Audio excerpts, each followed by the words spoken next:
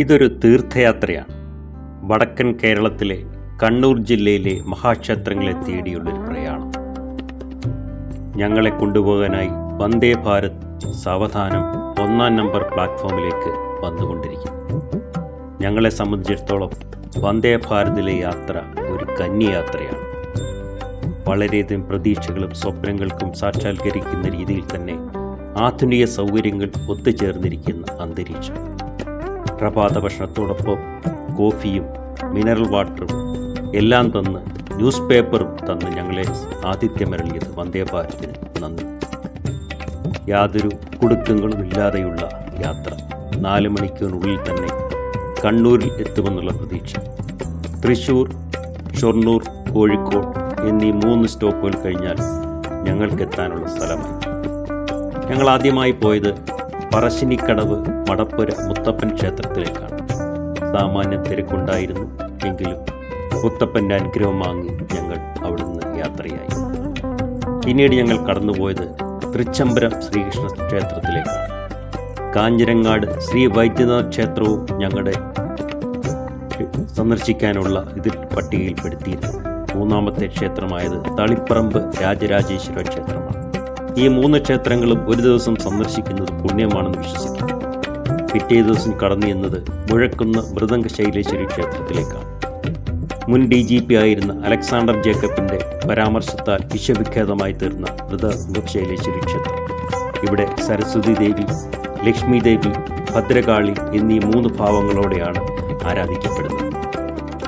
അതിനുശേഷം യാഗഭൂമി തേടിയായിരുന്നു ഞങ്ങളുടെ യാത്ര. 25 കിലോമീറ്റർ അകലെയുള്ള കൊട്ടിയൂർ ക്ഷേത്രത്തിലേക്ക് ദക്ഷയാഗം നടന്നെന്ന് വിശ്വസിക്കപ്പെടുന്ന ഈ പുണ്യഭൂമിയിലേക്ക് ഞങ്ങൾ എത്തുകയായിരുന്നു. പഞ്ചാക്ഷരി മന്ത്രം മനസ്സിൻ്റെ ഓരങ്ങളിൽ തുളുമ്പി നിൽക്കുന്ന ഈ അന്തരീക്ഷം. അക്കരെ കൊട്ടിയൂർ ക്ഷേത്രവും അതേപോലെ തന്നെ ഇക്കരെ കൊട്ടിയൂർ ക്ഷേത്രവും. ദക്ഷൻ്റെ യാഗം പൂർത്തിയാക്കിയ ഭൃഗുമുനിയുടെ താടി എന്ന് വിശേഷിക്കപ്പെടുന്ന ഓടപ്പൂവാണ് ഇവിടെ പ്രസാദമായി നൽകുന്നത്. അതും വളരെ സായുജ്യത്തോടെ തന്നെ ഞങ്ങൾ നെഞ്ചോട് ചേർത്ത് വെച്ചു. പിന്നീട് പോയത് പെരളശ്ശേരി ശ്രീ സുബ്രഹ്മണ്യ സ്വാമി ക്ഷേത്രത്തിലേക്കായി. ശ്രീരാമനും ലക്ഷ്മണനും സീതയെ തേടി പോയ യാത്രയിൽ ഇവിടെ എത്തിയപ്പോൾ സുബ്രഹ്മണ്യൻ്റെ സാന്നിധ്യം അനുഭവപ്പെട്ടെന്നും ഇതിൻ്റെ ഭാഗമായി ഒരു പ്രതിഷ്ഠ നടത്തുകയാണ് ചെയ്തത്.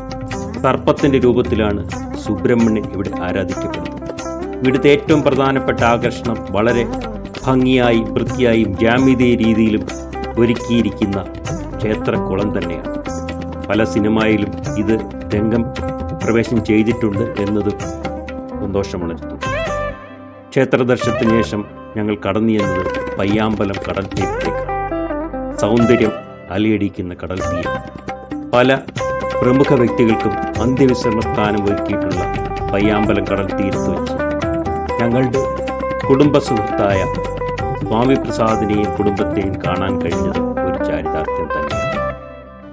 രാത്രിയിൽ ലൈറ്റ് ഹൗസിൻ്റെ പ്രകാശം വിടരുന്നത് കാണാൻ ഒരു അതീവ ഭംഗി തന്നെയാണ്. വളരെ നിമിഷങ്ങൾ ഗൃഹാതുരത്വമേകുന്ന ഓർമ്മകളുമായി സ്വാമി പ്രസാദും സംഘവും ഞങ്ങളോടൊപ്പം ചേർന്നതും ഒരു നല്ല അനുഭവം തന്നെയായി മാറി. പിന്നീട് ഞങ്ങൾ കടന്നുപോയത് സെയിൻറ്റ് ആഞ്ചലോ ഫോർട്ട് ഇതിലേക്കായിരുന്നു. കണ്ണൂർ നഗരത്തിനും 4 കിലോമീറ്റർ ഉള്ളിൽ തന്നെ സ്ഥിതി ചെയ്യുന്ന സെൻറ്റ് ആഞ്ചലോ ഫോർട്ട് വളരെയധികം ചരിത്രങ്ങളെ പിന്നിലൊളിപ്പിച്ചുകൊണ്ടാണ് നിലകൊള്ളുന്നത്. വളരെയൊന്നും വലുതല്ലെങ്കിലും ആർക്കിയോളജിക്കൽ സർവേ ഓഫ് ഇന്ത്യയാൽ പരിരക്ഷിക്കപ്പെടുന്ന ഈ കോട്ടയിൽ ഇനിയും വളരെയധികം വിനോദസഞ്ചാരികളെ ആകർഷിക്കാനും വേണ്ട സംവിധാനങ്ങൾ ഏർപ്പെടുത്തേണ്ടത് അത്യാവശ്യമാണെന്ന് ഈ അവസരത്തിൽ സൂചിപ്പിക്കട്ടെ. അതിനോട് ചേർന്നുള്ള ഹാർബറും വളരെയധികം ഓർമ്മകൾ നൽകുന്നവ തന്നെയായിരുന്നു. ഈ കോർട്ടിന് സമീപത്ത് തന്നെയാണ് പുരാതന കേരളത്തിലെ ഏക മുസ്ലിം രാജാവായിരുന്ന അറക്കൽ കുടുംബം സ്ഥിതി ചെയ്യുന്നത്. ഇപ്പോൾ അത് കേരള ഗവൺമെൻറ് നേതൃത്വത്തിൽ അറക്കൽ മ്യൂസിയമായി പരിരക്ഷിക്കപ്പെടും. ചരിത്രമുറങ്ങുന്ന ഇടനാഴികളിലെയും അകത്തളങ്ങളിൽ കടന്നു ചെല്ലുന്നത് ഏതൊരു ചരിത്ര വിദ്യാർത്ഥിക്കും ഗുണകരം തന്നെയാണ്.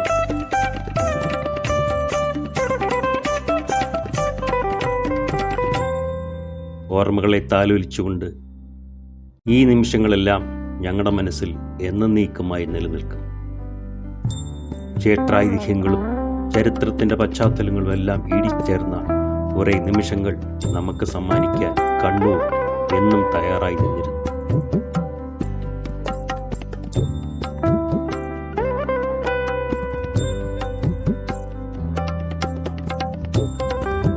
ഓർമ്മകൾ അലകടലിന് തുല്യമായി വരുന്നു. അതിൻ്റെ സൗരഭ്യം ചേർത്ത് വെച്ചുകൊണ്ട് ഞങ്ങൾ മടക്കയാത്ര ആരംഭിക്കുക. മടക്കയാത്രയും വന്ദേ ഭാരതിൽ തന്നെ, വ്യത്യാസങ്ങളൊന്നുമില്ല. ബ്രേക്ക്ഫാസ്റ്റിന് പകരം വൈകുന്നേരത്തെ ലഘുഭക്ഷണം മാത്രം.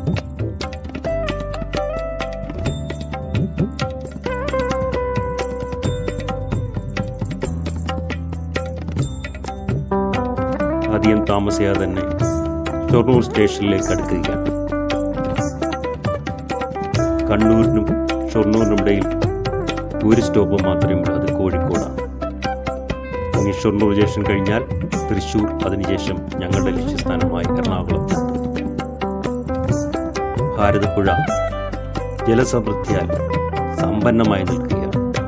കാലവർഷമാണോ ന്യൂനമർദ്ദമാണോ എന്നറിയില്ല, എങ്കിലും ജലപ്പരപ്പ് വളരെ മനോഹരമായി. ഈ കാഴ്ചകളോടൊപ്പം ഞങ്ങളോടൊപ്പം സഞ്ചരിക്കാൻ തയ്യാറായ നിങ്ങൾക്ക് ഓരോരുത്തർക്കും ഞങ്ങൾ നന്ദി രേഖപ്പെടുത്തട്ടെ. ഐതിഹ്യങ്ങളെ കുറിച്ചുള്ള സഞ്ചാരം എന്നൊന്നും മനസ്സിൽ ചേർത്ത് വെച്ചുകൊണ്ട് വിട പറയുന്നു.